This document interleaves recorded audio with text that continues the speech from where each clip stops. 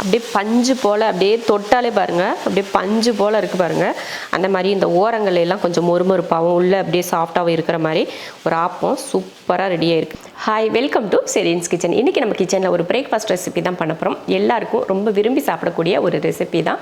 என்னென்னு பார்த்தீங்கன்னா ஆப்பம், இடியாப்பம் இந்த மாதிரியெல்லாம் நிறைய பேருக்கு ரொம்ப இஷ்டமான ஒரு பிரேக்ஃபாஸ்ட்டாக இருக்கும். இன்றைக்கி நம்ம பண்ண போகிறது ஆப்பம் தான். நம்ம சேனலில் நிறைய விதமான ஆப்பம் நம்ம மாவரைச்சி செஞ்சு போட்டிருக்கோம்.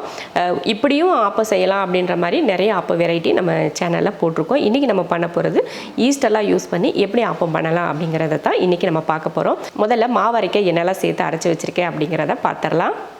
இந்த கப்பில் 2 கப் அளவுக்கு பச்சரிசி சேர்த்துக்கலாம்.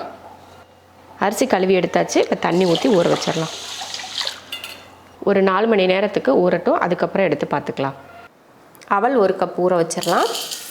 அரைக்கிறதுக்கு ஒரு 5 நிமிஷத்துக்கு முன்னாடி இந்த மாதிரி அவல் எடுத்து ஊற வச்சுக்கிட்டா போதும். 2 கப் அரிசி போட்டிருக்கேன். இதில் 1 கப் அளவுக்கு அவல் சேர்த்துருக்கேன். வெள்ளை அவல் கழுவிட்டு ஊற வச்சிடலாம். இந்த அரிசி நான் பச்சரிசி ஊற வச்சுருந்தேன். ஒரு சில அரிசிங்க மட்டும் பார்த்திங்கன்னா நல்லா நம்ம சோறு மாதிரி கொஞ்சம் பெருசாக இருந்துச்சு. அது என்னடா அப்படின்னு சொல்லி எடுத்து பார்த்தா, இருங்க நான் காட்டுறேன் உங்களுக்கு. இங்கே பாருங்கள், நார்மல் அரிசியை விட இதெல்லாம் அரிசி, ஆனால் இது பாருங்கள், இதெல்லாம் பாருங்கள் எப்படி இருக்குது பார்த்தீங்களா? உருண்டையாக தெரியுதா? அந்த பெருசாகுங்க. இது என்னன்னு பார்த்தா வலுன்னு இருக்குது. ஒரு மாதிரி தொடுறதுக்கே ஒரு மாதிரி இருக்குது. அதை நசுக்கி பார்க்கலாம். நான் ஊற வைக்க என்னடா இப்படி மிதந்துட்டு நிற்கிதுன்னு பார்த்து பாருங்க. ஒன்றுமே இல்லை, மாவு. இது நிஜமாவ மாவா இல்லை வேறு என்னம்மான்னு தெரியலையே. அரிசியில் பச்சரிசியில் இந்த மாதிரியெல்லாம் ஒரு கலப்படம். இங்கே பாருங்கள் எப்படி இருக்குது பார்த்தீங்களா? இதே போல் நிறையா இருக்குது. எப்படி நான் ஊற வச்ச அரிசியில் ஒரு 100 கிராம் அரிசியாவது அந்த மாதிரி குண்டு குண்டாக வந்திருக்கு பார்த்தீங்களா? அதெல்லாம் இருக்கும். ஏன்னா நிறைய தெரியுது இந்த மேலே. இந்த அரிசி மாதிரியே இருக்குது. ஒருவேளை இதை டேஸ்ட் பண்ணி பார்க்கலாமான்னு பார்க்குறேன் நான், எப்படி இருக்குன்னு பாருங்கள். ஒருவேளை நீங்கள் வாங்கின பச்சரிசியில் இந்த மாதிரியும் என்னைக்காவது நீங்கள் பார்த்துருப்பீங்க அப்படின்னா எனக்கு கமெண்ட்டில் சொல்லுங்கள். அது என்னது, அரிசியா மாவா? ஆனால் இது கண்டிப்பாக அது அரிசி கிடையாது. அது அரிசியோட கலப்படம் தான். அது கண்டிப்பாக இது கலப்படம் தான். இந்த வெயிட் அதிகம் நிற்கணும் அப்படின்றதுக்காக இதெல்லாம் பண்ணுறாங்க போல். இந்த சரி, அது நல்லதா கெட்டதான்னு வேறு தெரில. சாப்பிட்டு பார்த்து தெரிஞ்சுக்கலாம். இந்த அரிசியில் இதுக்கு முன்னாடி பொங்கல் செஞ்சுருக்கேன். அப்போ நான் இதை கவனிக்கலை. அரிசி நான் அந்தளவுக்கு கவனிக்கலை. இது ரொம்ப நேரம் நம்ம ஊற வச்சுருக்கிறதுனால அது பார்க்குறப்ப தெரிஞ்சிச்சு. என்னடா அது குண்டாக நிற்கிது அப்படின்னு சொல்லி நான் அரிசின்னு சொல்லி எடுத்து கவனமாக பார்த்தப்போ தான் அது அப்படி இருந்துச்சு. சரி விடுங்க. இப்போ நம்ம அரிசி ஊற வச்சு 4 மணி நேரத்துக்கிட்ட ஆயிடுச்சு. இப்போ அரைச்சிடலாம். ஏறுங்க. அவல் பார்த்திங்கன்னா ஊற வச்சு பார்த்திங்கன்னா அது ஒரு 2 நிமிஷத்தில் இந்த மாதிரி வந்துடும். சோறு போடுறதுக்கு பதில் அவல் சேர்த்துக்கலாம். அவ்வளோதான். இப்போ போட்டு அரைச்சிடலாம். தேங்காயும் பார்த்திங்கன்னா ஒரு சின்ன தேங்காய் எடுத்து துருவி எடுத்து வச்சுருக்கேன். பெரிய தேங்காயாக இருந்தால் ஒரு 1/2 முடி தேங்காய் நமக்கு போதும். அவ்வளோதான். இப்போ இதை அரைச்சிடலாம். அடுத்து அவல் சேர்த்துடலாம். நல்லா தண்ணியை புழிஞ்சிட்டு அவள் மட்டும் சேர்த்துக்கலாம். பாருங்கள், சோறு மாதிரியே தான் இருக்குது பார்த்திங்களா? அதனால தான் இதை சேர்க்குறது. நல்லா இந்த மாதிரி வச்சு துருவுறதுக்கு நமக்கு ஈஸியாக இருக்கும். பரவாயில்ல. நான் ரொம்ப ஹைட்டு கம்மியாக இருக்குண்ணா, அதனால் எனக்கு கொஞ்சம் கை மட்டும்தான் எனக்கு வலி. அடுத்து தேங்காய் துருவல். மாவு அரைச்சாச்சு. நான் கடைசியில் பக்குவம் காட்டுறேன். அது கூட ஒரு 2 ஸ்பூன் அளவுக்கு சர்க்கரை சேர்த்துடலாம். தேவையான உப்பு. அடுத்து இன்ஸ்டன்ட் ஈஸ்ட் ஒரு 1/2 ஸ்பூன் அளவுக்கு சேர்த்துக்கலாம். சேர்த்துட்டு இதை கலந்துருவோம். இவ்வளோ கெட்டியாலாம் இருக்க வேண்டாம். நம்ம கிரைண்டரை கழுவினோம் இல்லையா, அந்த தண்ணியை இதில் சேர்த்துருவோம். சேர்த்துட்டு கலந்துருவோம்.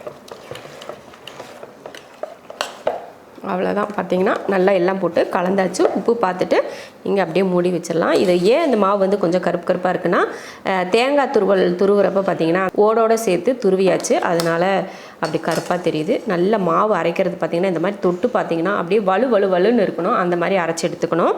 அவ்வளோதான். அதே போல் இந்த மாதிரி ஊற்றி பார்த்திங்கன்னா இந்த மாதிரி நல்ல தண்ணியாக இருக்கணும். அளவுக்கு அதிகமாக தண்ணி சேர்த்துற வேணாம். ஓரளவுக்கு இந்த மாதிரி ஈஸியாக மாவெள்னா இப்படி ஈஸியாக ஊற்றணும். அந்த மாதிரி இருந்தால் நமக்கு ஆப்பச்சட்டியில் ஊற்றுறதுக்கு கரெக்டாக இருக்கும். அவ்வளோதான்.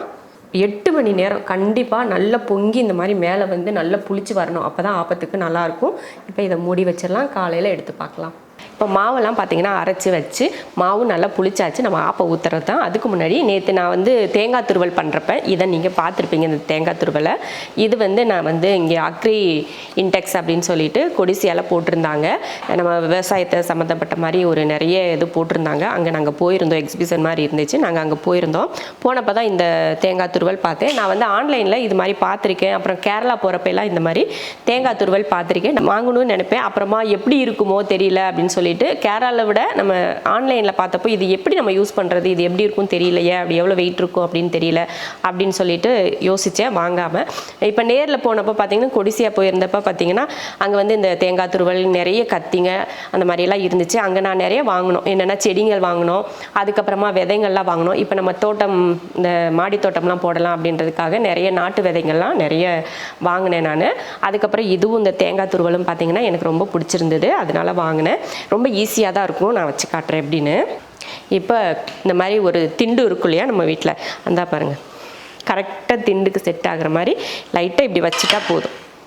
வச்சுட்டு நம்ம இப்படி நின்றுட்டு தட்டி இங்கே வச்சுட்டு இப்படி சூப்பராக துருவுறதுக்கு ரொம்ப ஈஸியாக இருக்கும். அந்த மாதிரி வாங்கணும். வாங்குறப்ப பார்த்து வாங்கணும். என்னென்னா இந்த மாதிரி இந்த பிளேடு இருக்குது பார்த்தீங்களா, இந்த மேலே நல்லா ஷார்ப்பாக இருக்கா அப்படின்னு பார்த்துட்டு வாங்குங்க. இந்த தேங்காய் துருவுறதுக்கு இந்த ஷார்ப்பாக இருந்தால் மட்டும்தான் தேங்காய் துருவல் வந்து நமக்கு நல்லா துருவ முடியும்.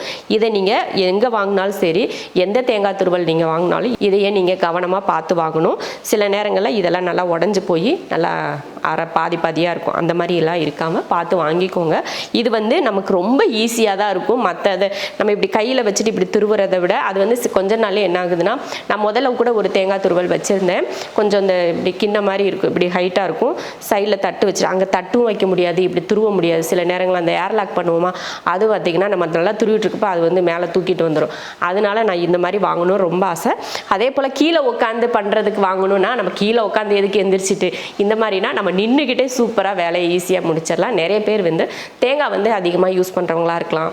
அந்த மாதிரி இருக்கவங்களுக்கு இது ரொம்ப யூஸ்ஃபுல்லாக இருக்கும். கண்டிப்பாக உங்களுக்கு தேவைப்பட்டால் இதை வாங்கிக்கோங்க. என்னோடய அனுபவத்தில் இது ரொம்ப நல்லா இருக்குன்னு தான் நான் சொல்லுவேன். இந்த மாதிரி நீங்கள் வாங்குறப்ப மட்டும் பார்த்து பத்திரமா வாங்கிக்கோங்க. இந்த தேங்காய் துருவல் வந்து நல்லா ஷார்ப்பாக இருக்கிறத பார்த்து வாங்குங்க. அவ்வளோதான். இதில் துருவுறது ரொம்ப ஈஸியாக தான் இருந்துச்சுன்னு இது நாங்கள் துருவி பார்த்தோம், ரொம்ப ஈஸியாக இருந்துச்சு. அதே போல் இதை பிடிச்சி நம்ம இப்படி வச்சுருக்கோம், ரொம்ப அழுத்தி இப்படியெல்லாம் பிடிச்சி எல்லாம் தேவையே கிடையாது. லைட்டாக ஜஸ்ட் இப்படி நின்றுட்டு இப்படியெல்லாம் துருவினாலே போதும், அசையாமல் அது பாட்டுக்கு. ஏன்னா இது கொஞ்சம் வெயிட்டாக தான் இருக்குது, நல்லா வெயிட்டாக இருக்குது. அதனால ரொம்ப எல்லாம் ஆடலாம் ஆடாது. அதே போல் நம்ம இங்கே தட்டு வச்சுட்டாலும் இந்த தேங்காய் துருவுறது வந்து கீழே வந்து செதறாமல் நம்ம தட்டுக்குள்ளேயே கரெக்டாக விழுகுது. அதெல்லாம் ரொம்ப நல்லா இருக்குது. அதே போல் இதோட ரேட் என்ன அப்படின்னு பார்த்தீங்கன்னா, இதோட விலை வந்து 500 ரூபாய். ஆன்லைனில் பார்த்தப்பையும் இது அந்த ரேட் இந்த மாதிரி தான் இருந்துச்சு. சரி 500 ரூபாய்க்கு நம்ம ஆன்லைனில் போட்டு இந்த பொருள் எப்படி இருக்குமோ என்னமோ அப்படின்னு வாங்குறத விட நம்ம நேரில் பார்த்து நமக்கு பிடிச்ச மாதிரி இந்த இதெல்லாம் எப்படி இருக்குது அப்படின்னு சொல்லி பார்த்து வாங்குறது ரொம்ப நல்லாயிருக்கும். மெட்டீரியலும் நல்லா தான் இருக்குது. எங்கேயுமே இதை கொஞ்சம் கூட நல்லா பெயிண்டெல்லாம் அடித்து கொடுத்துருக்காங்க. அதே மாதிரி இந்த பிசுரெல்லாம் இருக்கும்ல, கையிலலாம் உரசுமா செய்யுமா, இந்த மாதிரி பிசுரெல்லாம் அந்த மாதிரிலாம் இல்லை, நல்லா வலுவலுன்னு தான் இருக்குது. ஒரு பிரச்சனை இல்லை. உங்களுக்கு தேவைப்பட்டால் இந்த மாதிரி தேங்காய் துருவல் நீங்கள் வாங்கிக்கோங்க, ரொம்ப யூஸ்ஃபுல்லாக இருக்கும். அடுத்ததாக நம்ம இப்போ வந்து ஆப்பை ஊற்றிடலாம்.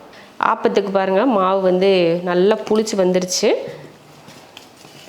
சூப்பர், நல்ல மணமாக இருக்குது. அந்த தேங்காயோட மணம் ரொம்ப நல்லா இருக்குது. இப்போ நம்ம என்ன பண்ண போகிறோம்னா, ஆப்பத்துக்கு மாவு வந்து புளிச்சிருக்கு. நான் வந்து கொண்டக்கடலையெல்லாம் ஊற வச்சு எடுத்திருக்கேன். குருமா ரெடி பண்ணிவிட்டு அதுக்கப்புறமா ஆப்பை ஊற்றிக்கலாம். குருமா பண்ணுறதுக்கு முதல்ல நம்ம கொண்டக்கடலையும் உருளைக்கிழங்கு வேக வச்சுக்கலாம். நான் வந்து கொண்டக்கடலை வந்து நைட்டே ஊற வச்சு எடுத்திருக்கேன். ஒரு 8 மணி நேரம் கிட்ட ஊற வச்சுருக்கேன். அது கூடவே ஒரு 2 உருளைக்கிழங்கும் 100 கிராம் அளவுக்கு கொண்டக்கடலையும் 2 உருளைக்கிழங்கும் சேர்த்துருக்கேன். இதில் தண்ணி சேர்த்துருவோம். தேவையான உப்பு, ஒரு 5 விசில் விட்டு ஆஃப் பண்ணிக்கலாம். குருமா தாளிக்கிறதுக்கு முன்னாடி நான் வந்து 1 கப் அளவுக்கு தேங்காய் துருவல் எடுத்திருக்கேன். அதை மிக்ஸி ஜாரில் போட்டு அரைச்சிக்கலாம். 1 கப் தேங்காய், ஒரு 1/2 ஸ்பூன் அளவுக்கு சோம்பு, ஒரு 1/4 ஸ்பூன் அளவுக்கு கசகசா, இது மாதிரி ஒரு துண்டு பட்டை, அவ்வளோதான். இதை வந்து தண்ணி ஊற்றி அரைச்சி எடுத்துடலாம். தேங்காய் அரைச்சாச்சு. இப்போ குருமாவை தாளிச்சிடலாம். குக்கர் வச்சுட்டு எண்ணெய் ஊற்றிடலாம். எண்ணெய் காஞ்சதுமே 2 ஏலக்காய், 2 கிராம்பு, ஒரு துண்டு பட்டை, ஒரு பிரிஞ்சி இலை, 2 பெரிய வெங்காயம், பச்சை மிளகாயும் 2, வெங்காயம் போட்டு இது போல் நல்லா வதக்கிடலாம். அதுக்கப்புறமா நம்ம தக்காளி சேர்த்துக்கலாம். வெங்காயம் பார்த்திங்கன்னா இந்த அளவுக்கு வதங்கினதுக்கப்புறமா ஒரு 1/2 ஸ்பூன் அளவுக்கு இஞ்சி பூண்டு பேஸ்ட்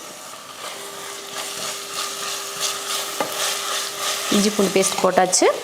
அடுத்து ஒரு சின்ன தக்காளியாக ஒரே ஒரு தக்காளி,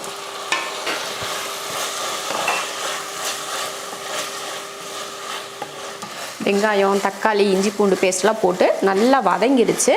அடுத்து கொஞ்சமாக மஞ்சள் தூள், ஒரு 1 ஸ்பூன் அளவுக்கு மல்லித்தூள், ஒரு 1/2 ஸ்பூன் அளவுக்கு மிளகாத்தூள் இதை கலந்துருவோம். அவ்வளோதான், கலந்தாச்சு. அடுத்ததாக பார்த்திங்கன்னா நம்ம வேக வச்சுருக்கோம் இல்லையா கொண்டக்கடலையும் உருளைக்கிழங்கு, அதையும் சேர்த்துடலாம். அடுத்து நம்ம அரைச்ச தேங்காய் சோம்பு இதெல்லாம் போட்டோம் இல்லையா அது தேங்காய் இதெல்லாம் சேர்த்ததுக்கப்புறமா கிளறி விட்டுருவோம். அவ்வளோதான், பாருங்கள் அருமையான ஒரு குருமா. இப்போ நம்ம வந்து மிக்ஸி ஜாரில் கழுவி கொஞ்சம் தண்ணி சேர்த்துடலாம். கொஞ்சமாக தண்ணி, அதிகமாக வேணாம், ஏன்னா நம்ம குக்கரில் வேக வைக்கிறதுனால அதிகமாக வந்து தண்ணி இழுக்காது. அதனால் கம்மியாக நம்ம தண்ணி ஊற்றிக்கிட்டோம்னா போதும். அடுத்து தேவையான உப்பு சேர்த்துட்டு கலந்துருவோம். ரொம்பையும் தண்ணி சேர்த்திங்கனாலும் குருமா வந்து தண்ணியாக ஆயிரும். அதனால் தண்ணி வந்து பார்த்துட்டு சேர்த்துக்கோங்க. இப்போ குக்கர் மூடி போட்டுக்கலாம். குக்கர் மூடி போட்டு விசில் போட்டாச்சு. 2 விசில் விட்டு ஆஃப் பண்ணிக்கலாம். பாருங்கள் குருமா சூப்பராக ரெடி ஆயிடுச்சு. நல்லா உருளைக்கிழங்கு வந்து நல்லா குலையாமல் இருந்தால் இந்த மாதிரி லைட்டாக மசிச்சு விட்டுக்கோங்க. ரொம்பவும் வேணாம், சும்மா அந்த கரண்டி வச்சு இப்படி கலந்தீங்கன்னா உருளைக்கிழங்கு வந்து ரொம்ப நல்லா மசிஞ்சு குருமா வந்து நல்லா இன்னும் கொஞ்சம் நமக்கு இதாக கிடைக்கும், திக்காக கிடைக்கும். அதனால் உருளைக்கிழங்க கொஞ்சமாக இந்த மாதிரி மசிச்சு விட்டுக்கோங்க. அவ்வளோதான், சூப்பரான ஒரு குருமாவும் ரெடி.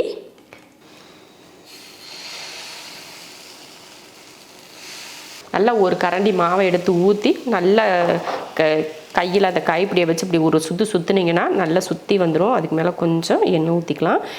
எண்ணெய் வந்து சிலருக்கு பிடிக்கும், சிலருக்கு பிடிக்காது. ஆனால் எண்ணெய் கொஞ்சம் ஊற்றினா தான் சாப்பிட்றதுக்கு நல்லாயிருக்கும். அதனால் கொஞ்சம் எண்ணெயை ஊற்றிட்டு மூடி வச்சிடலாம். Super, appam ready. அப்படியே இதை தொட்டால் அப்படியே பஞ்ச தொட்ட மாதிரி இருக்குது. நான் இது வரைக்கும் வீட்டில் இந்த ஈஸ்ட் வச்சு வந்து ஆப்பம் செஞ்சதே கிடையாது. நான் இப்போ தான் ஃபஸ்ட் டைம் வீட்டில் வந்து ஈஸ்ட்டு வச்சு நான் ஒரு ஆப்பமே செய்கிறேன்.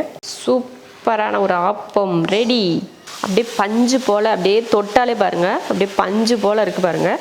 அந்த மாதிரி இந்த ஓரங்கள் எல்லாம் கொஞ்சம் மொறுமொறுப்பாகவும் உள்ளே அப்படியே சாஃப்டாகவும் இருக்கிற மாதிரி ஒரு ஆப்பம் சூப்பராக ரெடியாக இருக்குது. அதுக்கு ஏற்றா போல் பார்த்திங்கன்னா நம்ம வந்து கொண்டக்கடலையில் நல்ல ஒரு குருமா செஞ்சுருக்கோம். சூப்பராக இருக்கும். இதுக்கு நீங்கள் வெறும் குருமா இல்லாமல் கடலைக்கறி செய்கிற மாதிரி இருந்தாலும் செஞ்சுக்கலாம். இந்த மாதிரி குருமா செஞ்சாலுமே ரொம்ப நல்லாயிருக்கும். சூப்பரான ஒரு டேஸ்ட்டில் ஈஸ்டெல்லாம் யூஸ் பண்ணி ஒரு ஆப்பம் வந்து நம்ம செஞ்சாச்சு. நீங்களும் இதே போல் ஆப்பமும் கடலை குருமாவும் செஞ்சு பாருங்கள், ரொம்ப ரொம்ப நல்லாயிருக்கும். நம்ம வீட்டில் எல்லாருக்குமே ரொம்ப ஃபேவரட்டானது என்னென்னா ஆப்பமும் இந்த குருமாவும் தான். எல்லோரும் ரொம்ப விரும்பி சாப்பிடுவாங்க. இதே போல் ஆப்பமும் கடலை குருமாவும் நீங்களும் செஞ்சு பார்த்துட்டு எப்படி இருக்குன்னு சொல்லிட்டு கமெண்ட்டில் சொல்லுங்கள்.